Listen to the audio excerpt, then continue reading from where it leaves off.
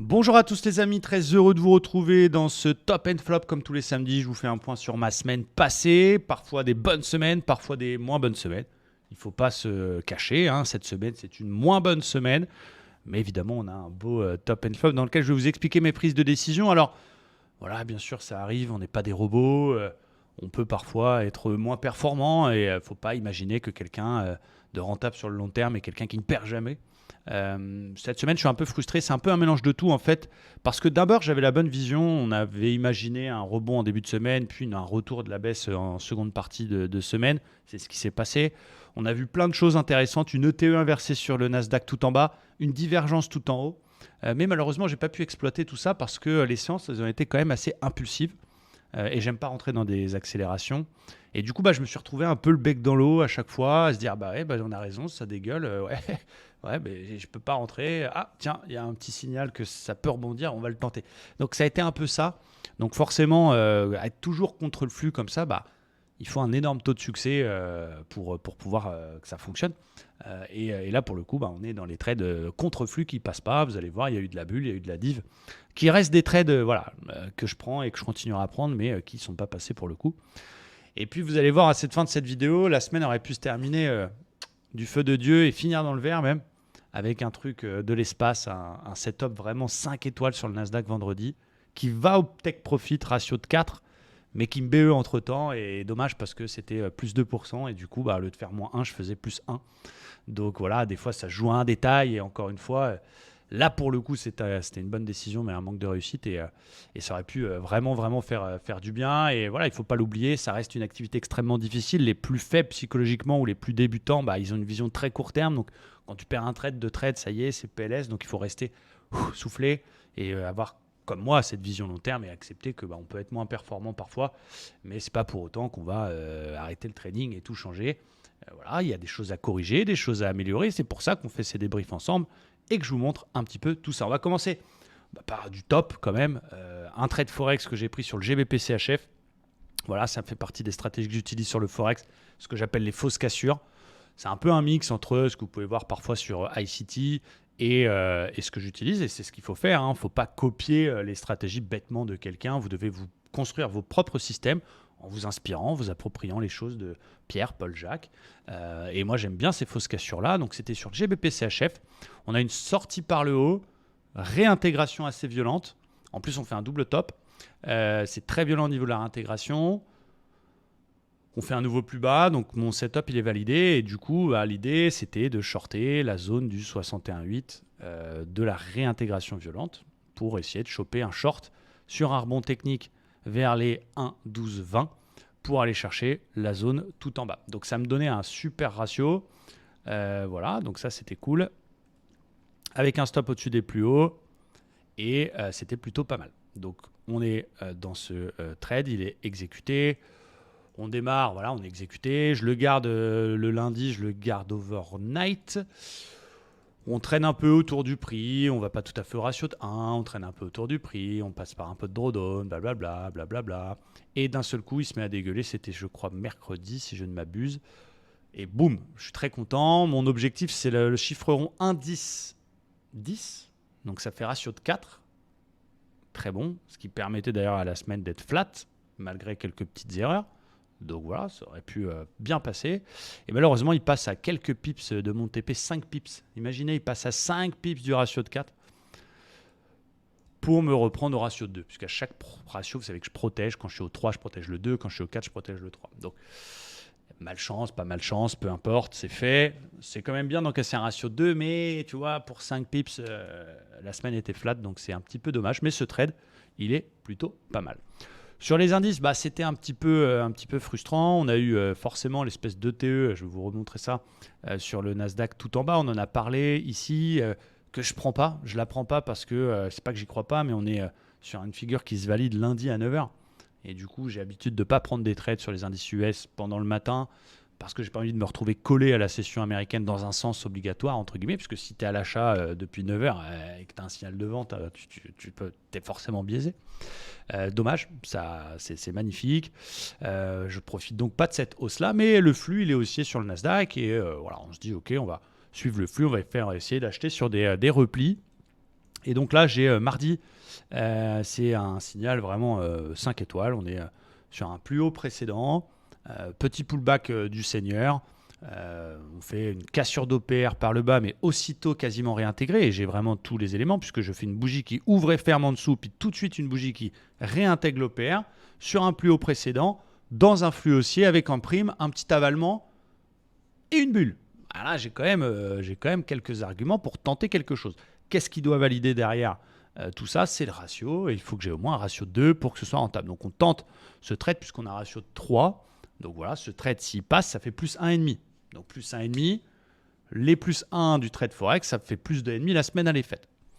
Donc on rentre en position sur le petit pullback OPR. On commence un peu par un drawdown, mais boum, ça y va tranquille. Là, on se dit yes, ça y est, on va faire notre semaine mardi, on va être bien, on est protégé, petits oignons. Et malheureusement, bim, il me sort BE. Donc heureusement que je passe BE, d'ailleurs au ratio de 1. Pour ceux qui se posent la question, moi je protège au ratio de 1, je passe BE, je protège mon risque. C'est comme ça. Il y a des trades effectivement où on va se dire ah merde, si j'étais pas passé BE, j'aurais fait un très beau trade. Vous allez voir notamment le Nasdaq de vendredi.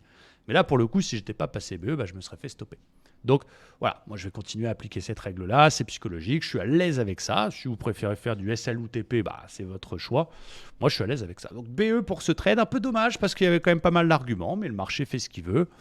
Et du coup, on peut être un petit peu frustré. Un BE, c'est pas un stop, mais ça fait toujours mal où on pense. Là, pour le coup, tu n'as pas raison. Il ne va pas au TP, donc ça passe.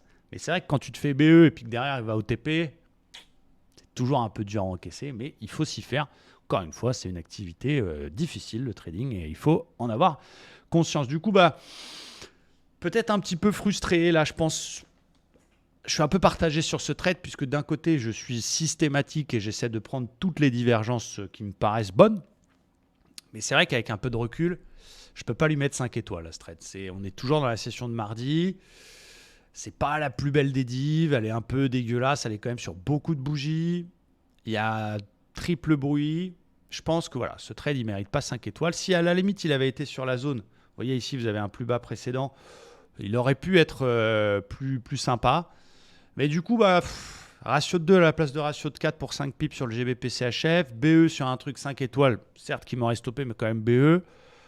Du coup, je prends cette div. Voilà, je me dis, allez, on va être un robot. Mais par contre, je la prends, mais j'attends un pullback bruit pour affiner mon ratio. Du coup, je rentre un peu plus bas. J'attends le pullback sur le bruit, donc je rentre par ici.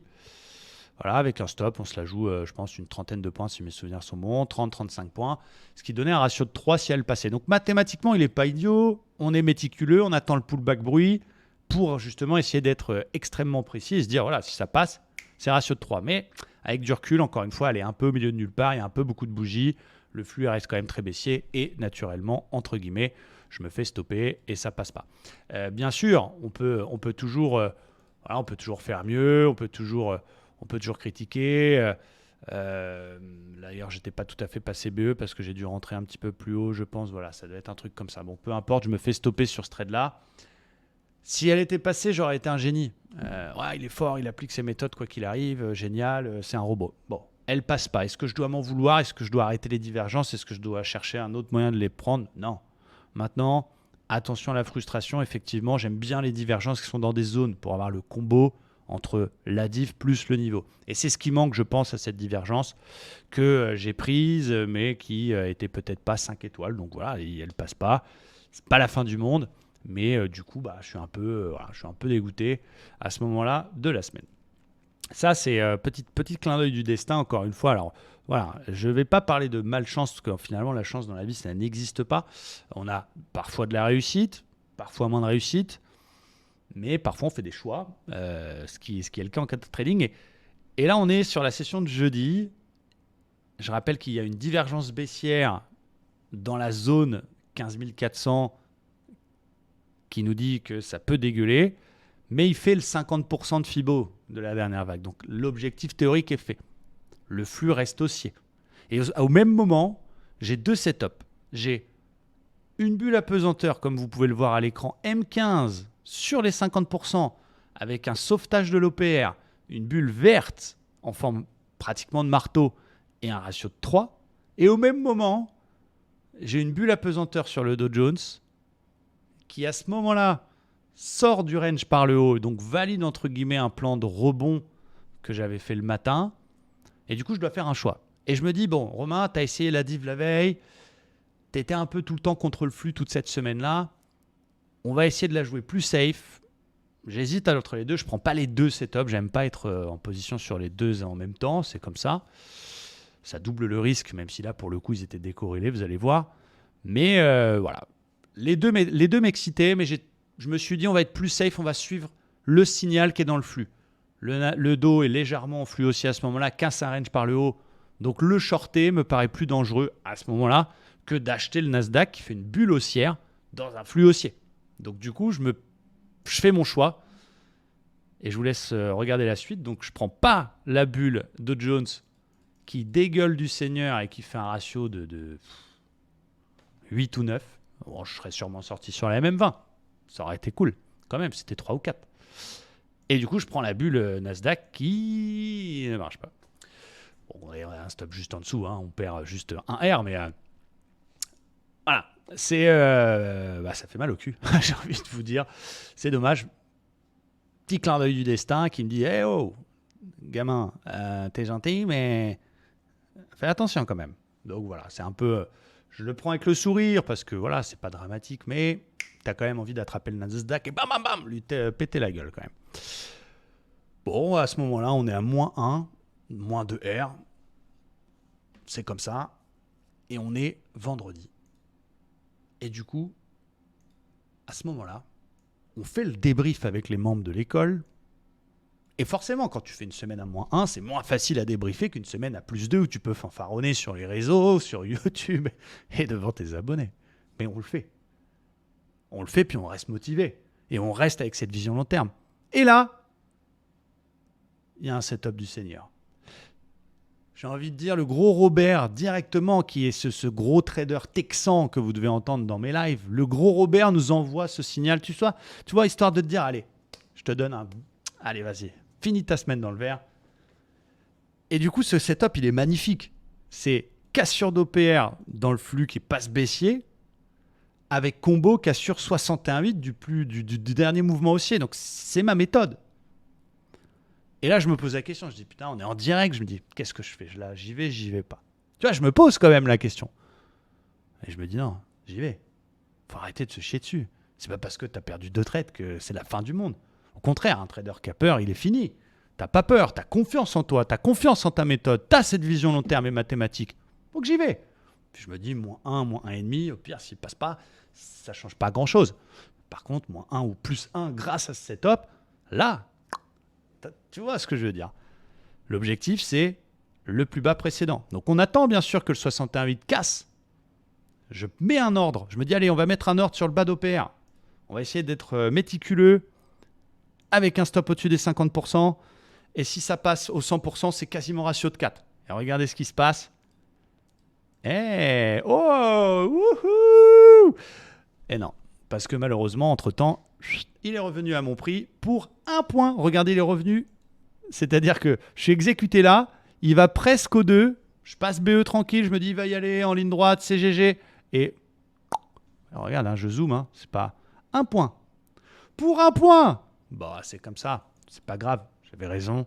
Ça remontre encore une fois que le setup fonctionne et que un seul trade peut non seulement tout changer, mais surtout peut suffire à faire ta semaine. Parce que tu prends que celui-là, il passe, c'est +2, c'était à 0,5% de risque. Donc voilà, tout ça mélangé, on est hyper confiant bien sûr, mais comme j'ai dit tout à l'heure, ça fait mal au cul. Mais c'est comme ça. Donc dommage, semaine frustrante. Encore une fois, je ne l'explique pas que par le fait d'avoir été BE pour 1 point. Ça aurait été cool de faire le TP sans me faire BE. Je pense que les trades en milieu de semaine sur les indices ne sont pas très bons. Ce n'est pas des mauvais trades en soi. C'est des setups intéressants, mais peut-être trop focus sur les ratios potentiels, pas dans des zones. Et du coup, peut-être plus des trades justement à prendre, comme la div du Dow Jones, à prendre parce que voilà, c'est une div et tu es à +2 et du coup, tu remets un petit peu de tes gains en jeu. Dans cette situation-là, effectivement, tu peux te permettre de prendre un 4 étoiles, un 3 étoiles. Et puis voilà, la bulle qui passe pas sur le Nasdaq, et c'est celle contre-flux qui passe sur le dos, c'est comme ça bien sûr. Je l'assume, mais je vous le montre, j'en parle, et puis voilà, ça fait partie du métier, j'ai envie de dire. Et puis voilà, on ne peut pas toujours être le plus performant et toujours prendre toujours les bonnes décisions. Parfois, on perd aussi, et c'est mon cas. Cette semaine, je reste bien évidemment hyper chaud. Et comme je l'ai dit, ça reste mon meilleur mois de l'année. Donc voilà, évidemment, j'aurais préféré le faire 2% de plus, mais c'est comme ça. Voilà pour ce top and flop. J'espère que c'est clair pour vous, que vous avez un peu compris ce que j'avais fait cette semaine. Et puis, je vous remercie de regarder nos vidéos. Vous êtes très nombreux maintenant, beaucoup de commentaires dernièrement, donc c'est cool. Je vais essayer de répondre vraiment à tout le monde et faire le maximum. Et je vous souhaite un très très bon week-end. Je vous donne rendez-vous demain pour préparer notre semaine de trading. Et je vous dis à bientôt. Ciao!